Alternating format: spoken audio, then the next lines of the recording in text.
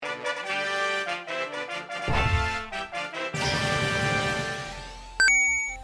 Pokemon Masters, Keeper Toby here. Love is in the air. Did you know it's possible to capture all the Pokemon, win all the gym badges, and be in a relationship? It's not a joke. Today's video is about armor shipping, and it's going to be a little bit different, a little bit more speculative. It's going to be about the anime, which is different. I don't normally do theories about the anime, nor do I watch the anime. For me, the true anime ended at the end of Pokemon Master Quest, episode 63. Of course, I joke that that's when it ended, because that is when, for me, I began to feel a disconnect to the series. That was the point when I realized that the show wasn't going to age with me. Episode 63 of Master Quest is the one that featured Misty leaving and Ash abandoning all of his Pokemon in Oak's lab so he could go on another journey to Hoenn. However, all of that could have happened very differently, or not happened at all, because the show was planning to finish towards the end of season 1. Ash's travels were only supposed to extend about a year and a half and end with the first movie. There was even a Japan-only trailer released for the movie which had alternate scenes and a weird bit of sort of foreshadowing. This trailer shows some, I must admit, very cool looking scenes that we never actually got in the final release of the movie. It also has a flash forward to a character who looks like an older Misty, a child, and the character of Miranda, who in the first movie is the lady in control of the docks. In the trailer, the three characters are having a discussion about youth, then a song plays and we get a montage of scenes to come in the first movie, followed by Pikachu meeting the little girl, and she seems to know him. Now, because this trailer is in Japanese only, and it's very old, it was very difficult to find a translation on the line. I did eventually, which I'll leave a link to in the description. I also have to thank the 4 independent translators that I asked about this, and in the end, we came to a conclusion and we got a story of what it was about, and it matches the translation that's online. In the trailer, the little girl is saying that her dream is to capture all 151 Pokemon. All 151, which means this was before the final product of the film that we got, which had Marill and Donphan and Togepi.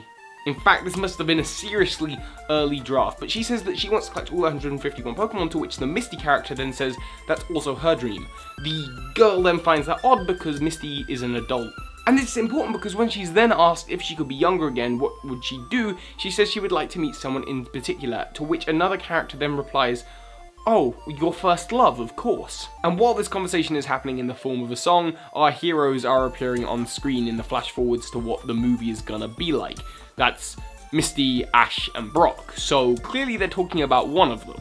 Given then the appearance of Pikachu at the end and the fact that the little girl knows her, it's heavily implied that this is Ash and Misty's child, and Misty is talking about her first love, Ash. We don't know where Ash is in the trailer, but as, you know, it is a trailer, it could be very well building up hype for the movie going, ooh, where is Ash? Does he die?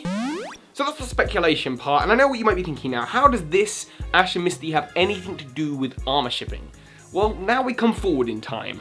Since then, things have begun to change a little bit. It's rumoured that originally Ash was supposed to win the Indigo League because that would have been the end of his adventure, but then he continues on. And slowly over time, any mainstream sort of relationship goals start to diminish. To where at the end of Master Quest, you've got Misty acknowledging that they are just friends, and she says, "Finally, Ash Ketchum, I know how you feel about me." Ash abandons his Pokemon, which are characters with full personalities that we of an audience have grown to love over those first 2 seasons. He leaves Misty and Brock behind. His companions become interchangeable and he never wins another proper Pokemon League. He never fulfills on any of his promises to meet Lapras, Pidgeot, or Butterfree again. Those plot lines are completely forgotten. In fact, the idea of a canon within the show, other than the fact he's got so many badges at any one point, seems to be a little bit irrelevant. This is all because, as I said earlier, the show is geared towards children. They refresh the characters and all the faces every few seasons so that they can pull new audiences in. Children don't want to have to remember things that happened 5, 6, 7 seasons prior. They've been continuing with this show in this way for over a decade, and it's been working. So why are they changing it now? So, armor shipping. For those of you who are still confused, like what is armor shipping, what does that mean? It's the pairing of Ash and his current female traveling companion Serena together, romantically speaking. And a relationship like this hasn't happened since Ash and Misty back when the show was gonna end after 1 season. They haven't bothered with that kind of development because they always knew they were gonna change up the cast at the end of each season. But now, ever since towards the end of Black and White, they've been throwing in little flashback scenes showing stuff from the original season. With the beginning of X and Y, they brought in the original theme song again and just changed it up a little bit. And that's not the only throwback. They introduced this character of Serena, who originally Ash met in a forest around Pallet Town by a lake.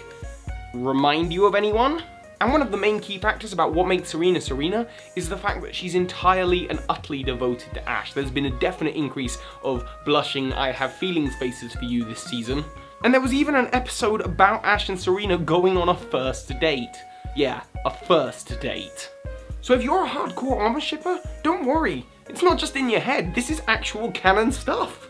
But as I continue to speculate further, I can't help but wonder why. Why would they go back to this kind of storytelling which they had at the original season as it was coming towards an end, as opposed to just continuing on with disposable characters and refresh the moment the 7th generation of Pokemon comes out? Well, maybe it's because this is it. For Ash, this could be the end.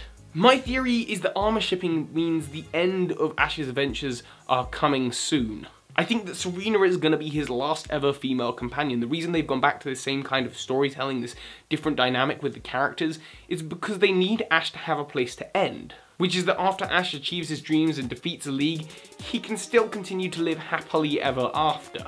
I'm not saying we're going to get some kind of official, they are definitely going out, they're definitely boyfriend-girlfriend kind of thing.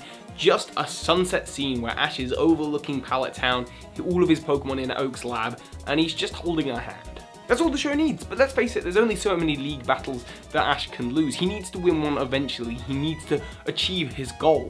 Pokemon is in a different completely age to where it was when it started, and it's got some new competition up, and if they don't change things up very, very soon, they might be left behind.